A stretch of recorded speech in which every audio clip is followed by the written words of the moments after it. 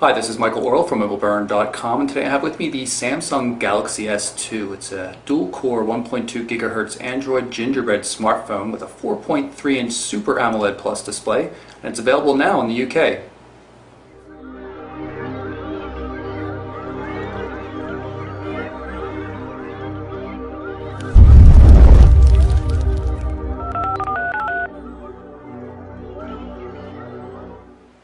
So let's pull the Galaxy S2 out of the box and take a look at it. There's the phone itself, very thin, powered up.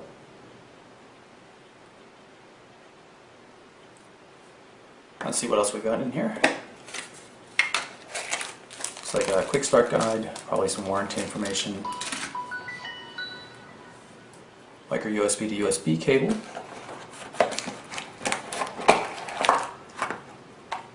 a UK charger. This is obviously an EU unit.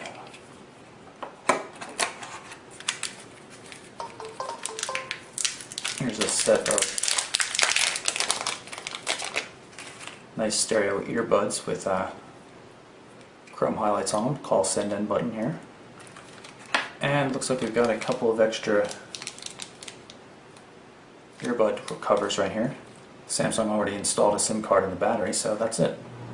So here's the Samsung Galaxy S2 started up. It is big, bad, and gorgeous. It is a 4.3-inch Super AMOLED Plus display that is 480 by 800 pixels across. Super AMOLED Plus is the latest version of Samsung's AMOLED displays, and it's really brilliant. And we'll do some comparisons a little bit later, but take a look at how thin this phone is. 8.5 millimeters. This is a really slim, high-power smartphone. Right here on the left-hand edge, we've got the volume control. Up top, not too much to see apart from the 3.5mm headphone jack. The power standby button over here on the right-hand edge. There's a little bit of a bulge down at the bottom, and there's a micro USB connector as well right there. On the back of the phone, it's an 8-megapixel camera with a LED flash there. On the front of the device, I'll turn off the display, make it a little easier to see. In front of the device, we've got a 2-megapixel forward-facing camera for video chat, and this is an Android 2.3.3 device, Gingerbread. So as soon as it gets the update to 2.3.4, it should be able to do Google Talk video chat. Large display, as I pointed out, and then you can see there's actually a hardware button down here, a little bit of a departure.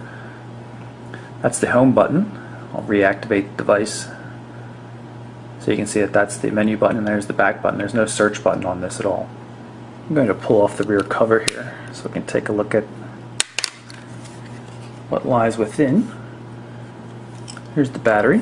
If I can manage to pull that out.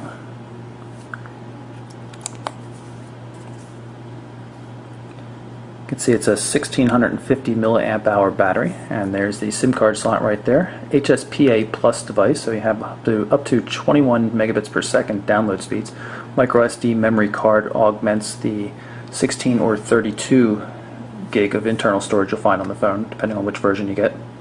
So what's really cool is that in spite of the large battery and the big display and everything like that, the device still only weighs 116 grams, which is really, really nice. Here you can see the text messaging system. I got to this just by swiping directly from the messaging icon on the lock screen, so you can jump directly to the appropriate application for notifications. Back to the home screen. Unlike some of the other devices we've seen from Samsung, this is running TouchWiz 4, and the default home screen is all the way to the left. They've changed the order a bit. You can, of course, go into edit mode and rearrange things as you like.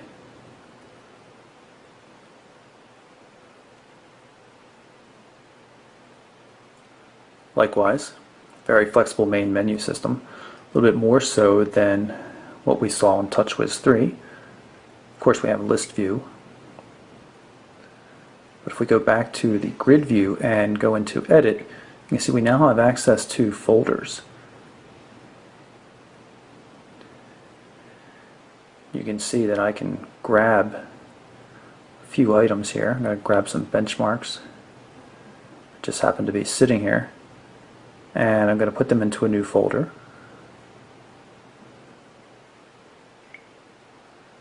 You can see they've been moved from the old benchmarks into this new one. I can rename it, of course. This is the Samsung keyboard with XT9 support, and I'll show you some of the features of that a little bit later. There's our new folder. You can uninstall applications and remove folders quite easily just by tapping on them when they've been installed. All these are pre-installed though, so you can't do that there. Now, of course, I can still rearrange things to the way I like just by dragging them around. You can also drag them onto new pages. You can do just about anything. It takes some work to get things organized the way you want, and new apps come into the end if there's no space prior, so it can be a little hard to maintain, but I really like the flexibility it offers. The add function has been reorganized a bit too. You can easily move from screen to screen and decide what you want to do. Pick from a number of nice widgets, move on, install a couple more,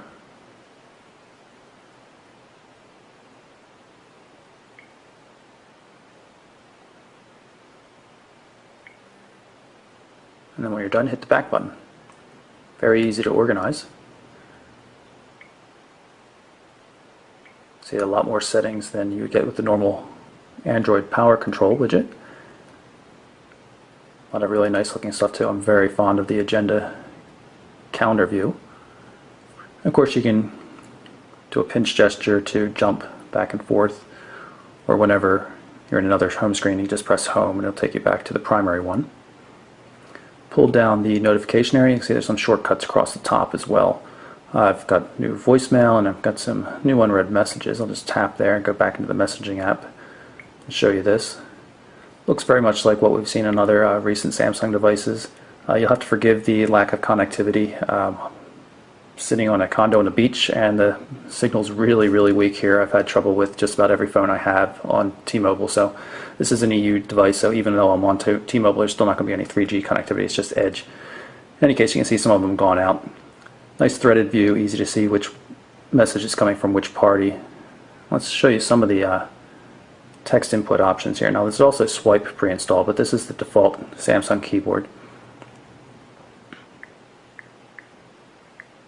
I find it to be pretty nice. There's autocorrect and word completion options. One thing that seems to be lacking, I haven't seen a setting for at least, is double spacing to get a full stop or a period. But I do like that it has a BlackBerry-like ability to autofix a lot of common words. So, say, ain't, it'll automatically put the apostrophe in there. If I go into settings, you can take a look at some of these options. You can see the XT9 auto substitution list, quite long, all sorts of things that it'll fix automatically in your own word list. A lot of options. Seems to work pretty well for me. Haven't had too much chance to use it though. Let's take a look at the selection of wallpapers that are included, and notice how quickly everything responds and how smooth all the animations are. This dual-core 1.2 gigahertz processor really screams. I'm going to run some benchmarks a little bit later and show you, but just take a look at some of the wallpapers. You can see some of the vivid colors. This display is really nice. Let's try this one here.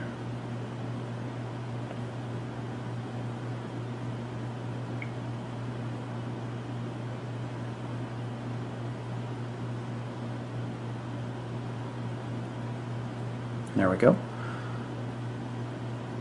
Let's see what we got in terms of live wallpapers.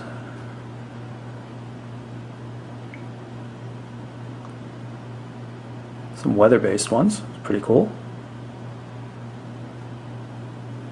And just because I'm not going to get too much use out of messaging here with this weak signal, I'm going to rearrange things a bit. I'm going to take email and drag it down here. You'll see how it's swapped out. And now from the home screen, I'm always going to have access to email. And you can see I've got 13 messages here. Two separate accounts. I have a Gmail account and an AIM account configured. I'm going to go into the combined box though, just so you can see how they mesh together in the combined view. I really like that. Look at those in landscape mode, and you see we have a kind of a tablet-like interface here, which is pretty cool.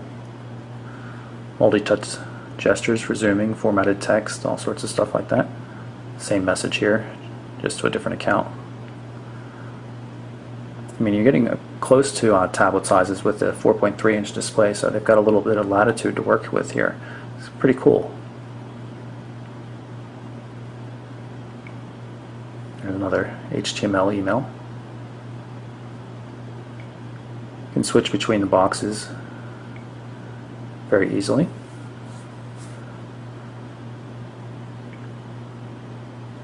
Here's another HTML message I sent.